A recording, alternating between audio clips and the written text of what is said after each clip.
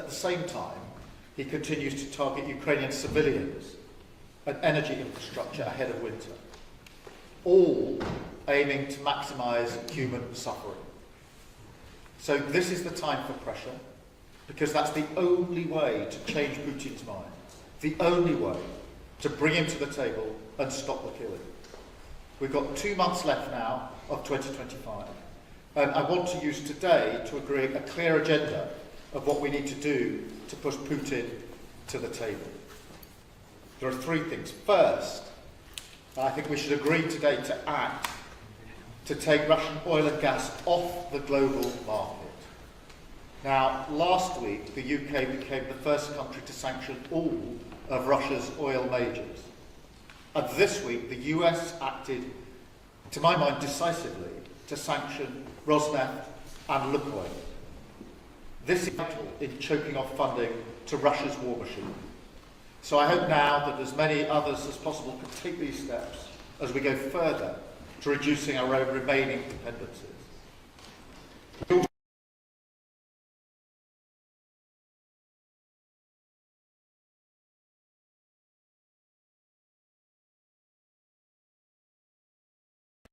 And put the shadow fleet out of business.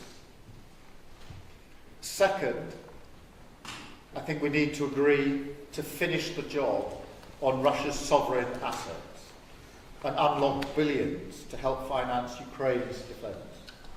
The EU yesterday took a strong step by commissioning advice on how to meet Ukraine's financing needs, and the UK is ready to move in tandem with the EU to drive this forward as fast as possible and to get those funds flowing to Ukraine. Third, we need to strengthen Ukraine's air defence and the energy support that it needs, and this is becoming urgent, to protect its civilians and rebuild its critical infrastructure. So I'm pleased that we're accelerating our UK programme to provide Ukraine with more than 5,000 lightweight missiles. This means we can deliver an additional 140 missiles ahead of schedule to boost Ukraine's defences through the depths of winter. Fourth, we need to keep up the military pressure on Putin through the continued provision of long-range capabilities. And we've all seen just how effective these capabilities are. And finally, while now is the time to prioritise pressure, we must keep working on our security guarantees where we've made so much progress in recent months, including the multinational force Ukraine, so we're ready to uphold a future peace. Vladimir, the Coalition of the Willing is with you every step of the way. Together we will keep backing Ukraine so you can head into winter and into potential negotiations from a position of maximum strength. That's how we will reach a just and lasting peace. So let's focus today on how we can keep dialing up the pressure on Putin to finally bring him to the negotiating table in good faith. And now let me pass over to the co-chair, Emmanuel Macron. Emmanuel, over to you. Thank you, Keir. Can you hear me? Yes, we can, Emmanuel. Thank you. Okay. Thank you, Keir. Thank you very much. Hello, Neil First, and happy to be with all of you. And let me welcome the new Prime Minister of Japan. Yes. Welcome to our club. It's a great news to have you. Congratulations.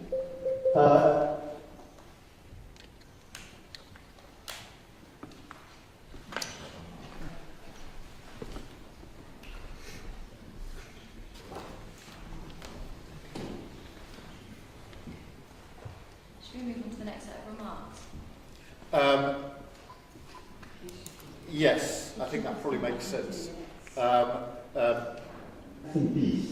Neither surrender nor precisely a permanent conflict. And this is where Russia is the opposite, the one to have launched this illegal and unjustified war until now to have refused any negotiation. Second, it's very important to follow up our efforts on support to Ukraine and pressure on Russia. Regarding support to Ukraine, here I totally agree with all the points you made. We will deliver the weeks to come on additional efforts and financing. We had a very long discussion at the European Council yesterday. We will make progress in the weeks to come, probably Ursula and Antonio will revert on that, but I'm confident that we will finalize our discussions. But we all share the same objectives, meaning giving visibility and providing financing for Ukraine. In parallel, we also need to continue to step up our military support to Ukraine. Air defense capacities, long-range capabilities, drones and anti-drone systems. I want to confirm, Volodymyr, that we will deliver in the days to come additional Aster missiles, new training programs and new Mirage, and we will, with some other colleagues, confirm some additional initiatives, but we have to focus on this top priority. And in the face of the intensity of Russian strikes targeting Ukrainian energy infrastructures, we also need to keep supporting Ukraine's energy resilience with all existing instruments, and it's very important for the weeks to come. In parallel, we have to continue to step up our pressure on Russia. The sanctions and the American sanctions, as Keir indeed mentioned them, are clearly a turning point. And they are perfectly synchronized with the 19th package of the Europeans for the very first time. And the efficiency normally of the sanctions should clearly impact the financing of the war effort in Russia. And we have to follow up. We must now work with the 20th package to continue to raise the cost for Moscow and engage with all our colleagues, which sometimes help to circumvent these sanctions, and clearly follow very carefully oil and gas as the key points to be sanctioned. And in parallel, we have already achieved a lot to address the Russian shadow fleets, and this is a perfect complement to the sanctions. Together with you,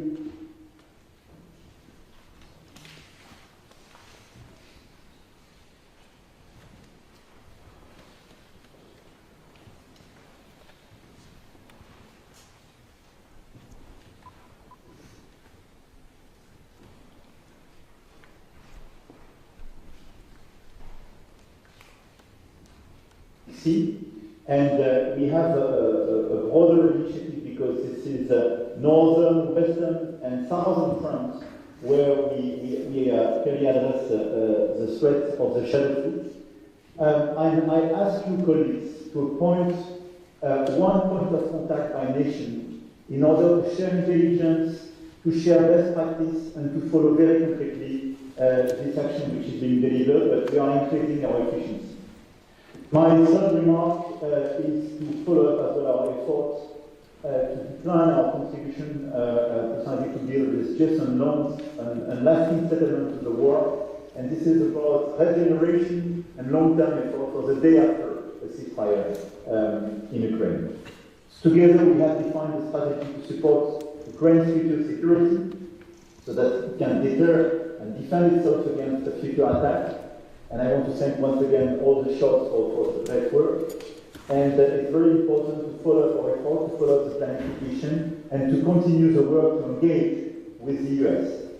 And I think it's very important as well to have human completely involved for regeneration efforts. We also have plans in place to deploy a multinational force Ukraine once hostilities have ceased, with a view to help secure Ukraine's skies and seas and regenerate Ukraine's armed forces, with support and input of 25 participating countries. So it's very important to continue this effort, its planification, and all the precisions we want to get on our US colleagues. I don't want to be longer. I totally concur with what she has said, and once again, thank you very much to all of you, and thank you, Volodymyr, to be today in London after your presence in Brussels. And I think after the great announcement of the US President during the past few days, this is clearly a new move forward. Thank you so much, Emmanuel. Let me immediately pass over to Vladimir to address the meeting. Thank you so much, dear friends. I'm glad to see you, and thank you for participation. Keir, Emmanuel, thank you for your co-chairing the coalition. And thanks to other leaders, of course, and representatives. Today with us, with the new Prime Minister, as Emmanuel said, Prime Minister of Japan, Takaichi Sanae, thank you. And Japan is now paying more attention to defense, like many other nations, and we are ready to work with you closely. So our priorities for today, number one is air defense and energy, and Keir said about it. And you can see that Putin has not achieved any of his real goals on the ground, no gains on the front line. And he turned to what he truly believes in, terror. And of course, we need to protect our critical infrastructure and prevent any blackouts. Our team will give your teams the key measures to help our energy sector. And this covers equipment and other items. And we are also talking about gas. Yes, we need a significant amount of imported gas for the coming winter because Russia strikes hit our production. And we are already working with Norway, and Norway has been very helpful on this. Thanks, Jonas. And I urge everyone who understands this priority to help us finance the necessary volume of imports. Next, air defense. There is an important issue for Europe, and we are now discussing with the United States a deal to buy the needed number of Patriot systems. They can be delivered, of course, not immediately, but after some time. There is a line of countries waiting for deliveries, and we are trying to change the line, and it is not an easy task. And there are already a significant number of Patriots and other air defense systems in Europe that, fortunately, are just on standby, and we could use them now to protect lives. So we don't have to wait the line, and it would be very useful if we could get these systems now also from Europe and then replace them later when our turn comes in the deal with the Americans. And I ask every country that has these systems to consider this practically. Third, sanctions. Thank you to the UK and the EU and Canada and Japan for the sanctions against Russia, for the war, as well as everyone who joins in these efforts. And now there is one more important decision by the United States of America, sanctions against two large Russian oil companies. Pressure on Russian oil is an instrument to end the war, I'm sure. And all Russian oil companies, including Rosneft, Lukoil, Putin's own oil company, Surgutneftegaz, and others, must be blocked. Their access to the world market must be cut off. This will bring Putin back to reality and greatly limit the Russian war machine's money. And I thank President Trump for his path of pressure, and I thank the countries that are already taking these steps. And I ask all the others to join.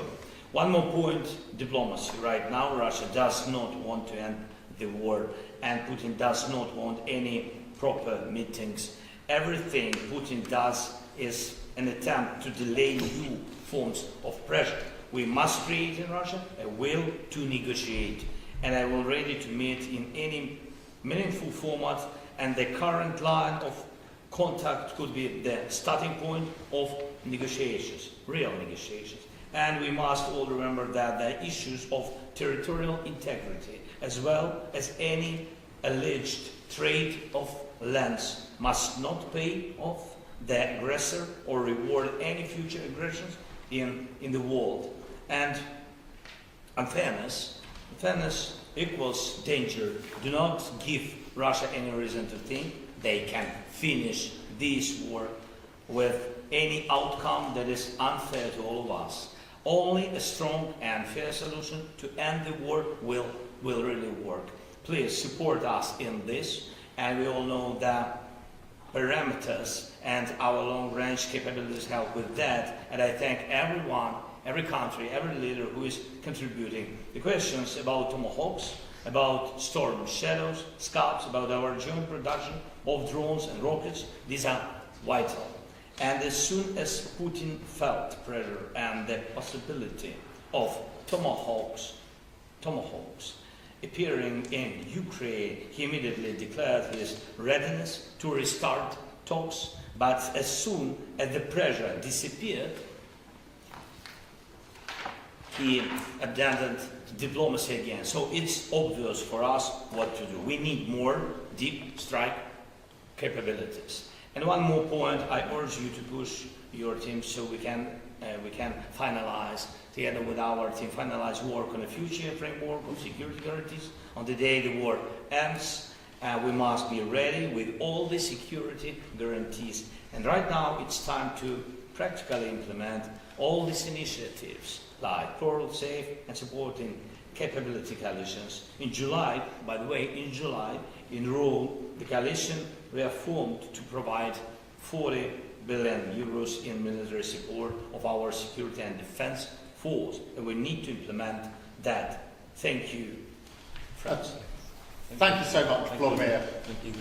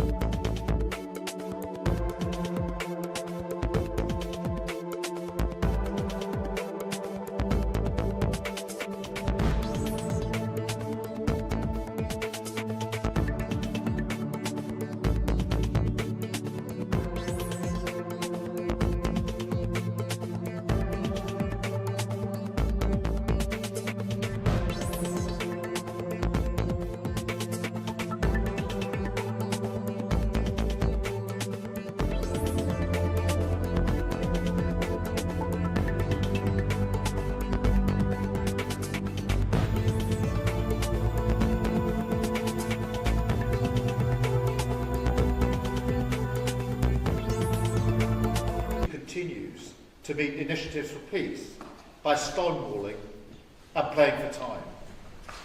In the last few days alone, Putin has rejected the opportunity for talks once again. Instead, he's making ludicrous demands for Ukrainian land which he could not take by force. Now, of course, that's a non-starter. At the same time, he continues to target Ukrainian civilians and energy infrastructure ahead of winter, all aiming to maximise human suffering. So this is the time for pressure, because that's the only way to change Putin's mind, the only way to bring him to the table and stop the killing. We've got 2 months left now of 2025, and I want to use today to agree a clear agenda